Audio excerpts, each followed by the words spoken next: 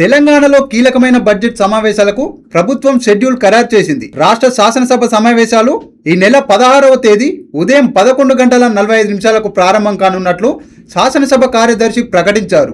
అదే రోజు శాసన మండలి సమావేశాలు కూడా ప్రారంభం కానున్నాయి. సంప్రదాయం ప్రకారం సమావేశాల మొదటి రోజున గవర్నర్ ఉభయ సభలను ఉద్దేశించి ప్రసంగించనున్నారు. గవర్నర్ ప్రసంగం అనంతరం శాసనసభ వ్యాపార సలహా కమిటీ సమావేశం నిర్వహించి బడ్జెట్ సెషన్ కు సంబంధించిన కార్యాచరణ, సభలో చర్చించనున్న అంశాలు, సమావేశాల వ్యవధిపై నిర్ణయాలు తీసుకోనున్నారు. మార్చి 20న రాష్ట్ర వార్షిక బడ్జెట్ ను డిప్యూటీ సీఎం మరియు ఆర్థిక శాఖ మంత్రి మల్లు భట్టి విక్రమార్క మార్చి 20న రాష్ట్ర వార్షిక బడ్జెట్ ను డిప్యూటీ సీఎం మరియు ఆర్థిక శాఖ మంత్రి మల్లు భట్టు విక్రమార్క సభలో ప్రవేశపెట్టనున్నారు. 2026-27 ఆర్థిక సంవత్సరానికి సంబంధించిన ఆదాయం, వ్యయాలు, అభివృద్ధి ప్రణాళికలు, సంక్షేమ పథకాల కేటాయింపులపై ఈ బడ్జెట్లో వివరాలు వెల్లడయ్యే అవకాశం ఉంది. బడ్జెట్ ప్రవేశపెట్టిన తర్వాత వివిధ శాఖల గ్రాంట్లపై సభలో విస్తృత చర్చ జరగనుంది. ప్రభుత్వ విధానాలు, నిధుల కేటాయింపులపై అధికార ప్రతిపక్షాల మధ్య గట్టిగా చర్చలు జరిగే అవకాశం కనిపిస్తోంది. ఈ చర్చల అనంతరం